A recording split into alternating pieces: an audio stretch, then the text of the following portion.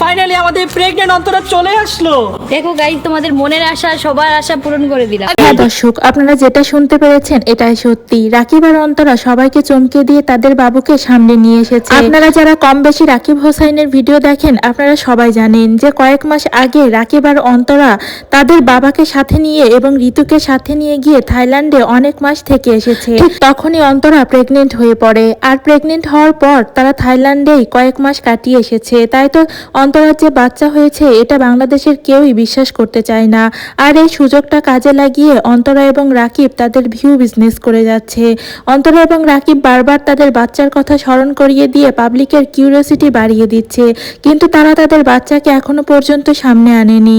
তবে হ্যাঁ, কয়েকটা ভিডিওতে অন্তরাকে প্রেগনেন্ট দেখিয়ে রাকিব কিছুটা ইঙ্গিত দিয়েছে। গাইস ফাইনালি আমাদের প্রেগন্যান্ট অন্তরা চলে আসলো। ঠিক যেমন দেখতেই পাচ্ছেন এই ভিডিওটা, যদিও এই ভিডিওটা রাকিব আর অন্তরা ফান করে বানিয়েছে, কিন্তু এটার পিছনে রয়েছে সত্যি ঘটনা। রাকিব আর অন্তরা সবাইকে উদ্দেশ্য করে এই ভিডিওটি বানিয়েছে যাতে দর্শক বুঝতে পারে। কারণ আপনারা সবাই জানেন রাকিব আর অন্তরা খুব অল্প বয়সে বিয়ে করেছিল। এই বিয়েটা করার পরে রাকিব আর অন্তরা কিন্তু অনেক বছরই তাদের বিয়ের বিষয়টি গোপন রেখেছিল, তারা কাউকে এই বিষয়টি জানতে দেয়নি। আর এর একমাত্র কারণ ছিল রাকিব আর অন্তরার পরিবার থেকে বারণ করেছিল যাতে তারা এত অল্প বয়সে বিয়ে করেছে এটা যাতে তাদের অডিয়েন্সকে এত তাড়াতাড়ি না জানায়। কিন্তু তাদের ভিডিও দেখে অডিয়েন্স আগেই বুঝতে পেরেছিল নিশ্চয় রাকিব আর অন্তরার ভিতর কোনো সম্পর্ক রয়েছে, আর এটাই পরবর্তীতে সত্যিতে পরিণত হয়েছে। ঠিক তেমনই রাকিব আর অন্তরার বাচ্চা হওয়ার বিষয়টিও এরকমই হয়েছে অনেকটা। তোর সাথে বলবো, আম্মুরি পরে বলবো নি। আচ্ছা বল।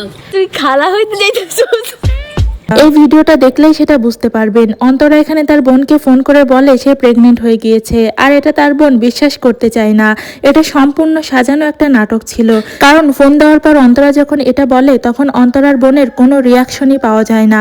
সত্যি সত্যি যদি অন্তরা প্রেগনেন্ট আগে থেকে না হতো, সবাই যদি না জানতো, তাহলে এখানে অন্তরার বোন অসম্ভব রকমের একটা রিয়াকশন দিত, বা আনন্দিত হতো বা খুশি হতো, যে কোনো একটা দিত। কিন্তু এখানে অন্তরার বোন একদমই নিউট্রাল ছিল। এখান থেকেও দর্শক বুঝতে পেরে গিয়েছে যে অন্তরা সত্যি সত্যি প্রেগনেন্ট হয়েছে এবং অলরেডি থাইল্যান্ডে গিয়ে অন্তরা এবং রাকিবের বাচ্চাও হয়ে গিয়েছে। ঠিক তাদের বিয়ের মতো হয়তো তাদের পরিবারই বলেছে তাদের বাচ্চাটাকে 2-1 বছর গোপন রেখে তারপরে সামনে আনতে, নয়তো এখানে বাচ্চা গোপন রাখার কোনো কারণই আমি দেখি না।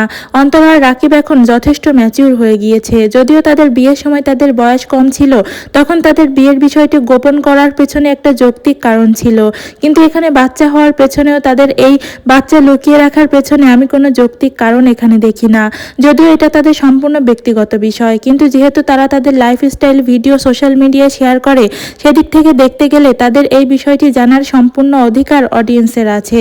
জানি না তারা কবে তাদের বাচ্চাকে প্রকাশ্যে আনবে, হয়তো 1 বছর বা 6 মাস পরে দেখবেন হুট করেই অন্তরা আর রাকিব তাদের বাচ্চাকে নিয়ে সবার সামনে এসে হাজির হয়েছে, ঠিক যেমন শাকিব খান এবং অপু বিশ্বাস আর বুবলির ক্ষেত্রে হয়েছে। তো প্রিয় দর্শক, রাকিব, অন্তরা, ঋতু ওদের ভিডিও দেখতে আপনার কাছে কেমন লাগে? আর রাকিবের এই বাচ্চা হওয়া বা অন্তরা প্রেগনেন্ট হওয়ার বিষয়টি ওরা যদি সত্যি সত্যি গোপন রাখে বা তাদের বাচ্চাকে লুকিয়ে রেখে পরে সামনে আনার কোনো পরিকল্পনা করে থাকে, তো আপনার কাছে এই বিষয়টি কেমন লেগেছে কমেন্ট করে জানাতে ভুলবেন না।